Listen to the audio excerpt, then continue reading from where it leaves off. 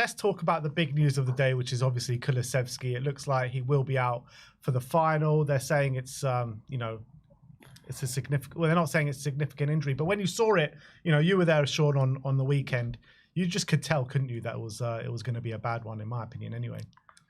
Yeah, it's very rarely you see a player go down and then get back up and try and then sit down again on the pitch, and then you see him again in 10 days, right? It just doesn't happen. So yeah. I knew that it was a very, very tall order to expect him back. And I spent the last week, or the last 3 days, racking my brains as to where we go from here, because the absence of Maddison and him, it makes it very difficult to know what the options are. How do you go about it? I did a video on my channel this morning. Normally my videos are like giving my opinions and asking for feedback, but this time I was like, actually, I need help, guys. I don't know where we go from here with regards the options, right? Like you have, I don't know if this is part of the question straight away, but like there's options, but then none of them are great, and if you play Bentancur in a more advanced role and you bring Pape Sarr in, I think that then you lose a hell of a lot. And if you do that, then you're going to need to rely on your wingers to both be sort of attacking down dual fronts, because if you haven't got the creativity through the middle, you're going to need to have that kind of touchline access. And if you're going to do that, then you're forced into even more sort of conundrums with regards, Brennan Johnson's not going to be able to provide you that outlet. And so does that mean that you start with Odegaard, who hasn't really, I'd say warranted it on merit at the moment? On the left-hand side, does it force you to play Sonny, who's played 20 minutes in 3 months or whatever? Like it's not great, mate. It really isn't great. And I was going into, after Bodo, I was like, I don't really understand why everyone's so nervous about United. Like, yes, there's not much between the two teams, but ultimately we've beaten them 3 times this season. Ange's not lost to Bodo in his time at Tottenham. So, there's loads of reasons why you should say, well, you can't expect an easy game in the final. But in terms of if you were told at the start of the season that you're 90 minutes away from lifting the second biggest European trophy that you can lift, and all you've got to do is beat a team that you've already beaten 3 times, everyone would have bitten your hand off for that scenario at the start of the season. But now, after this Decky news, I'm just like, it's deflating. Again, it raises questions as to why we were playing some of the players that played, and also, as I say, I've got more questions than answers. I was really struggling to figure out what the right solution is now for Wednesday. Well, there's a number of solutions that we can go to. I mean, when Kuluveski went off on the weekend, he moved Sarr into that position. Odegaard played there a bit in the second half. You've got Dom Solanke that could potentially drop back a bit and put Richarlison in the 9. You got Tell that could potentially go there. You got Sonny potentially that could go there as well. There's even a left field option of maybe playing Porro there and playing Spence at right back. So there are options. Obviously, none of them ideal, but there are options. Brains, which one are you looking at? I mean, first of all, I love how Ange just. And on some point, he's kind of knowledgeable of how people are viewing him, and he kind of But then on other things, he's like, how have you not thought that someone's going to compile a video of all the times you've gone just a knock and then the player's out? The guy drops, and then he tries to walk it off and go that's not a knock. Anyone with a brain can tell he's in major trouble. He's out. Everyone knows, and yet you've got this manager going, just a knock, just a knock, just a knock. Okay, he's out for 4 months. It does my head in. But that aside, I actually don't think if you look at how Solanke plays, he plays deeper. If anything, we've been complaining that he isn't a fox in a box. I mean, I know he scored a couple tap-ins, but on corners and stuff, in gameplay, he actually takes up. He comes into that 10 space like a general 10, not the way Maddison plays it a little bit on the left. And Kulu never plays a 10 role. I've never seen him at Spurs play a 10 role. He's always an 8, or he glides over too much. He's always inverted on that side, or he plays a false 9 too high up.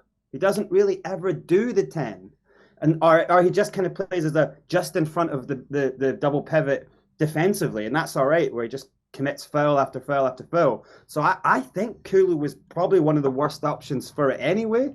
For how I want to see a 10 play, I think Solanke has all the makings of a 10, but also someone who can shoulder guys off the ball.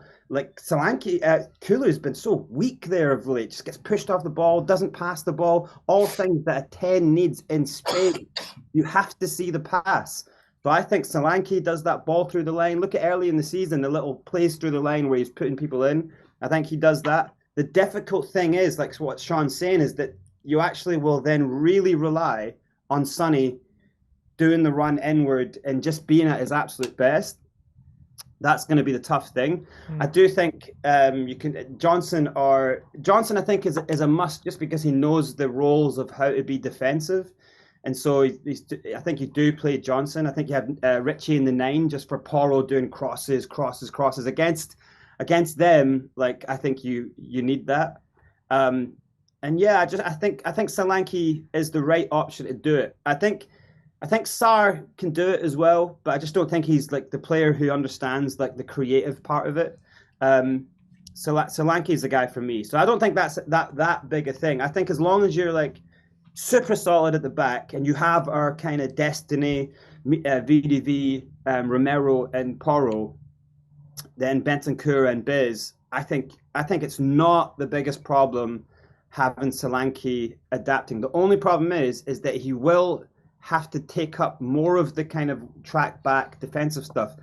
But actually, he did that all game against Man City. Like he's got that in it. He's got the tank to do it. And I'd say he's probably got more about his game to do it better than Kulu. So in some weird way, I think having Kulu out is a blessing in disguise because he's been rat arse. He's been so bad for so long now. And I don't know how long we can keep saying this guy does 6-7 top games a season and then we go, he's our best player. Like we just call him our best player all the time. For me, it's madness. I just don't see it. So yeah, I think Solanke solves the problem.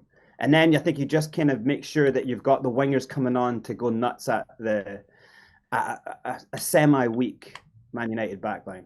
I think we almost need Kuluveski just to come out in the press and say, look, I'm always tired, guys, just to reverse the curse of when he said, I'm never tired. He's been tired ever since. What do you think, Sim? Do you feel like it is Solanke in the 10? Is that our best option? I like that solution. I wouldn't actually mind Solanke in the 10 and maybe Son ahead of him and maybe get some of that relationship going like he had with Harry Kane. I know Solanke's not quite a Harry Kane, but in terms of a kind of Kane and Son light, having Solanke dropping deep, doing what Brains was doing, protecting the ball, shielding it, and then having Son run in on the last line. I kind of like the idea of that, although I am worried that if he was to play Son and Solanke together, he would have Son drop a bit deeper because that's what he's done previously, but I don't think that would be the right thing. I think I'd have Solanke drop it deep and have Son kind of on the last line. And even when United are coming onto us, you always have that kind of potential of Son attacking that space in behind, which we know he can be devastating when he's on form. The only thing is, again, he's not on great form at the moment. He's just coming back from injury. So maybe Richarlison would be the best bet. And I do like the idea of Porro whipping in crosses and Solanke and Richarlison kind of both there attacking, because I think we've seen United definitely in recent weeks struggling with those crosses in the box and struggling to deal with it. And I think having Richarlison and Solanke a dual threat there, doubling our chances of getting on the end of one of them could really prove dividends. I think in a perfect world, in a weird way, if it had been more tried and tested, I think then the more logical solution probably would be to go to a back three, because that would probably work in all theory. In terms of we've got the players to do it, you get Porro and Doggy a bit further forward. The front three doesn't really change, and you just have Bentancur Bissouma in a double pivot, and you add a centre back in Danso there in that back three. And it also kind of means you match up Man United. It means their wing backs are probably not going to get the space that they threaten to get in the kind of matchup that we're going to have, because Porro and Udogie, or especially Porro, likes to invert, which means when Man United are really stretching far out wide, we saw with Munoz how much space he had out wide, and obviously there's a worry that one of Dorgu or Dalot could really benefit from those spaces out wide at wing-back, especially when they've got those kind of two inside forwards that our fullbacks maybe have to track, and it means that our wingers usually have to track the wing-backs that they have, and a lot of them sometimes they don't do it, or they struggle doing it, and means our wingers might be pinned back, and that could be a real tactical advantage Man United have. If you kind of match them up, it kind of takes away that tactical advantage they have with the wing backs, and it means we can just match them up and we can maybe rely on having the better individuals. But the only thing is, we've done it once and it was a massive failure. And do you want to just revert to that in a final in such a big game, and when it's a massive risk, completely changing formation, albeit if it was something we had done more often, a bit like under Poch, where we had done it quite often. And although our best formation was with a back four, we'd kind of, in bigger games or certain games, gone to a back three, and it worked for us. You know, I would be tempted to do that, but I think it's just too much of a risk, seeing as what we've done. So I do think that, Decky being out is a blow, but the fact that in the Bodo game and maybe the Frankfurt games, we definitely have clearly gone to more of a double pivot rather than a midfield three. We've definitely played Bentancur and Bazuma next to each other with a number 10 rather than a single pivot with two kind of 10s or 8s. And I definitely think that switch will benefit us going into this game, with whoever we play in that number 10 should probably be more comfortable playing in a 10 with more freedom, with protection, Bazuma and Bentancur behind them, rather than playing in an 8 position where they'll be asked to kind of have different kind of responsibilities in that central midfield. So I think whoever we play there, whether it be Solanke, Son, Odebear, will probably find it a bit more comfortable, a bit easier to deal with changing that position, rather than if they will ask him to fit into that number 8 position. So that's a kind of positive. But as in going to the final, you know, with Bergvall, Maddison and Kuluveski, basically ripped the whole creativity out of our midfield going to his final. And especially given how, you know, United like to play back three, they like to kind of counter, they like to sit in a bit, especially in bigger games. You know, we remember them at Anfield and against Arsenal at the Emirates in the FA Cup. They actually did quite a good job sitting in and soaking up pressure and hitting. And you know, in those kind of games, what you need is really good creative players. So to not have that is a massive blow. But I think if I was to choose right now, yeah, I think I probably would drop Solanke a bit deeper. I think, because I think he'll do the running. I think you kind of don't have a fear that he's gonna kind of switch off defensively or he's gonna not do the running, not track his man. Like obviously it's a different kind of role, because when he's being up front, he's tracking centre-backs, and now he's going to be doing midfielders. But if you just drill it into them and get him ready for it, he'll do it. He'll do the job, and you've got no problem that he's not going to put in the hard yards. So I think if you get him there, and obviously he's going to have times where he's further forward and a bit of a focal point, and he needs to be getting in the box. Basically, he needs to basically do what Kane does. He needs to be that kind of number 10 who like makes late runs in the box and gets on the end of things, and like is like a de facto, he's like a kind of false 9, it's like a 10, like 9.5 kind of thing. That's what we need. That's what I would do. Have maybe our Son and Richie up front and on the last line as a pure 9, or someone like Son running the last line, and has Solanke more of a 9.5 kind of thing. Maybe not a pure 10. Yeah. Who do you want running through on goal, like from a ball from a 10? Who do you want running on the ball, like Sonny. To finish? Yeah, Sonny. But the thing is, if you play Sonny as a lone striker, I just feel like the Man United back three will be too aggressive for Sonny to handle on his own as like a lone striker. The only way he's getting in is running in behind, and will they leave enough space in behind? That's the thing. I think that's my point. I think when we've played Son up front, like we've kind of played with him as a lone striker in a 4-3-3 a lot of the time, and he gets kind of isolated, and that's kind of how we have play our strikers. And I think Solanke kind of can handle that because he's big and physical, but Son can't. But if you get Solanke closer to him in that kind of 9.5 role, then I think it's less of an issue if he's all kind of almost in a 2 at that point. Like I think that could be all right. That's interesting. I mean, Shawnee, what do you reckon? Yeah, It's really unidyllic, right, for me. I just sit there, I look at Sonny and think, you know, for me, I agree with Sim that the back three model like makes sense if you were prepared for it, but we haven't been prepared for it. We haven't prepared for it at all in all honesty. And so you then would go, well, are you going to use Friday night as a chance to experiment? And if so, then you need to play some of the first team, right? But you just know that Aston Villa, who have got a lot to play for still, they're going to go in very aggressive, I think, on Friday, because they'll take advantage of the fact that Tottenham don't want to get any injuries. And so do you really want to rub up against that wall? I'm not sure you do, where you can't risk another injury. So are you going to experiment with Solanke in the 10 for the first time, or are you going to experiment with the back three for the second time? I just, at this stage, I think that the best option is just to kind of still use Friday as a nothing burger game, and not, you can't risk any more. You can't risk any more. And Aston Villa have got some really aggressive players like John McGinn is fearsome in the tackle. They, you know, Matty Cash, you know the history there. He doesn't mind flying in. But who do we play midfield on Friday, Sean? We've got no one. Yeah, well, I think you probably play. I mean, it's difficult, right? Exactly, you know what I mean? You can't answer. I guess I don't really know where you go. I guess you play Sarr because he's probably not going to start in the final. But after that, you're struggling. Maybe play Sarr a half each for Bentancur Bissouma and like Mikey Moore in the 10 or something like that. Yeah. Yeah, I'd be willing to see Mikey Moore in the 10. A lot of people on Twitter are calling for Mikey Moore to play in the 10 on next Wednesday. And like I've been saying this for quite a while. There's no disrespect to the guy. I do think he will be a really top player for Tottenham, but I think there is a lot of positivity bias towards his output this season because he's one of our own and he's 17. But as I've said 1,000 times, you know, just because you're 17, if you're considered to be good enough, because then you're old enough, then you have to be compared and contrasted to everybody else, whether they're 17 or 27. And I don't think he's necessarily ready just yet, and certainly not ready for that sort of responsibility in the Europa League final. So, you know, I do actually prefer the argument of going to that back three model, but just the absence of any kind of willingness and practice. And this again harks back to, Sim, I know you're not going to like to hear this, mate, but like this is a manager that's had 2 years to be able to spend time with adaptability. Now, I do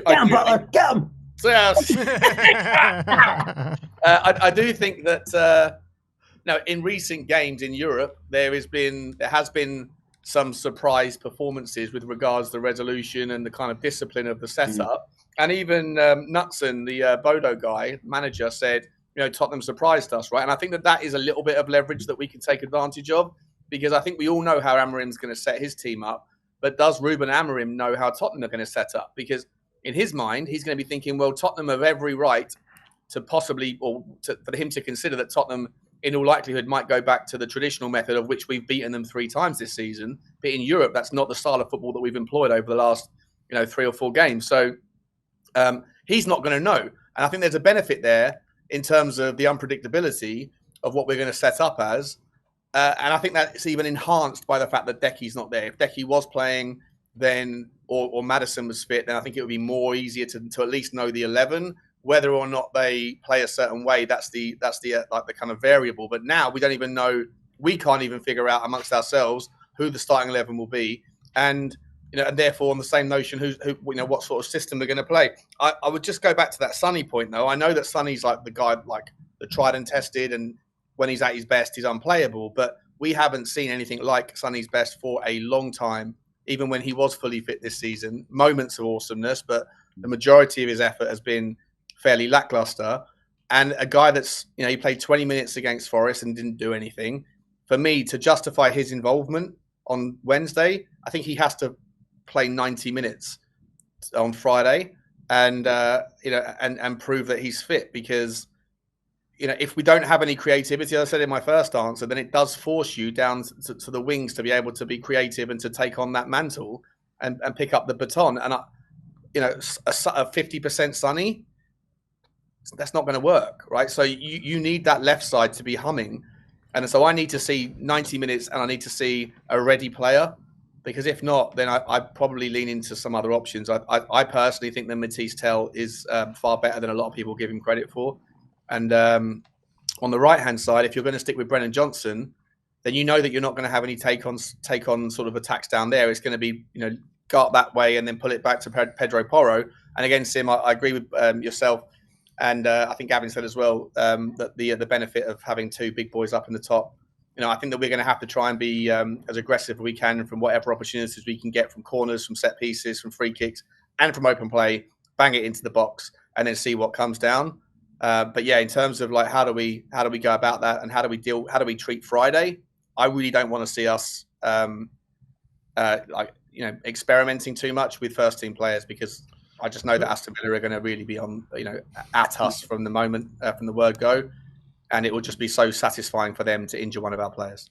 But Sean, well, your point on Sonny, right? When you talk about going into a cup finals are heavily reliant on moments in games.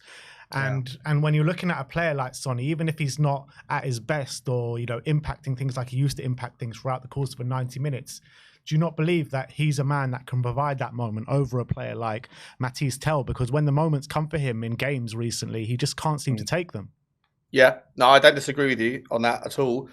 I would just say that, you know, for me, the question is, does he take his moment? And are we going to be able to break Manchester United down? And, you know, if we have 50-60% possession, I don't expect us to, but if we did, then, as I say, like without the creative spark, I just think that left-hand side is going to be so crucial to be able to create magic and pull it back for hopefully for a Brennan Johnson, you know, back post tap in. And I just look at that, you know, for me, if you're going to have Sonny, then I just think that you're going to need an absolutely exceptional performance from Destiny Udogie to be able to create and to get to the byline to whip it across. And so, once again, for me, whilst I think that there's massive issues at the top end of the pitch, for me, the superstars on the day have to be our fullbacks, both getting forward and getting back. Pedro Porro and Destiny Udogie need to put in a worldie. And obviously, we're going to have to rely on Romero, Van der Ven, and Vicario to maintain their consistency. But I worry about Sonny. I hear your point that, yeah, if you get that moment, who do you want it to fall to in the team? Of anybody, you want it to fall to Sonny. Of course you do. But I just worry what he's going to do for the other times when it's not momentary, but over the course of the game. I'm not sure if he's going to be as commanding and as involved as we're going to need him to be.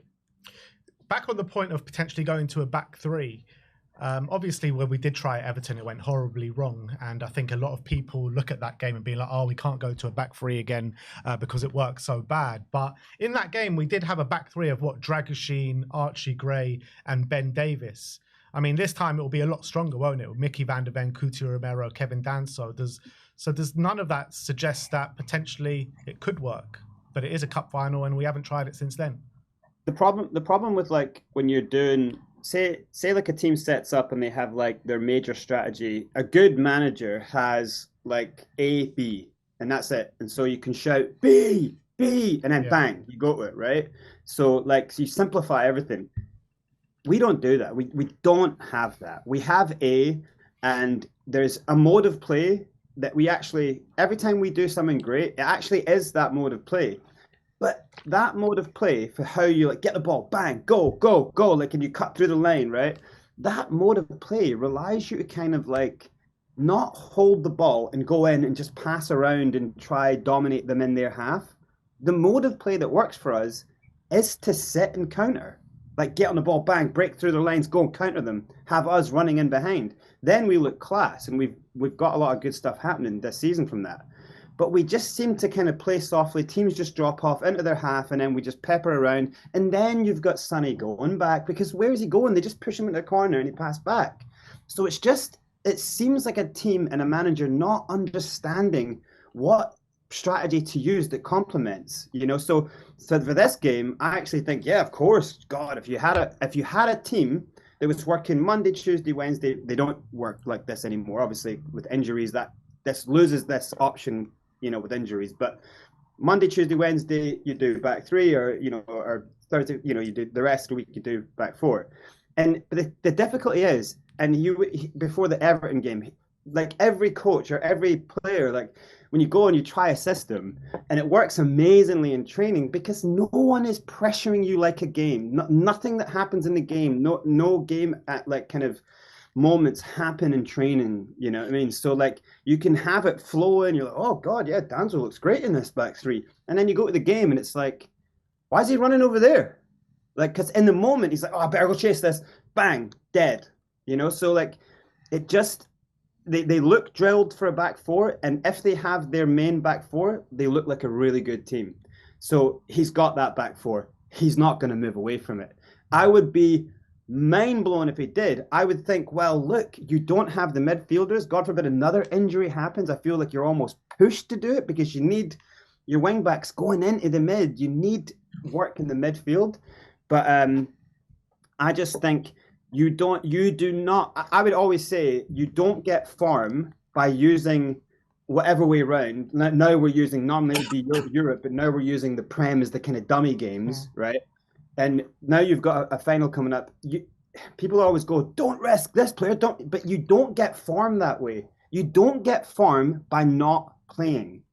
If you're coming up to game week and you're going, oh, I'm not playing, even though as a footballer you're going, I'm being rested because the final's the next week, you're going, I want to play. Your body gets geared up to play. And if you don't hit the pitch, even for 25, 30, 40 minutes, you lose something.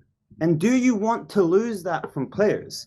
So that's one thing. But then as a fan perspective, I'm going, if you get one more injury here, we are done. So I do kind of want them just to put the kids out and throw this game, you know, but like it's hard to, that as a Premier League game, you're talking about just don't do anything in. So you've got a strong team. But right now, I don't care about the Premier League games. I didn't watch the last game. I won't watch this. I do not care. They mean nothing at the moment. Everything is on this final. So protect, train hard, try get a simulation game happening. You can do that. You can get teams in and say, you know, no slide tackle or whatever, but press, you know, you can get simulation goals in training.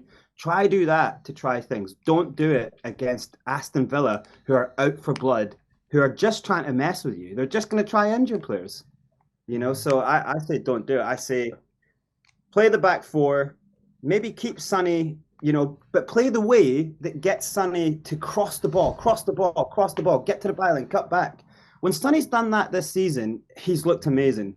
But when you play him in this way where you dominate the ball in their half and you pass around and you try to be Pep, well, then you don't need a Grealish and you don't need a Sonny. You don't need those players if you're going to play that boring football. Sit back, let them have the ball for a bit, get on the ball, bang through the lanes. That's how you win football games.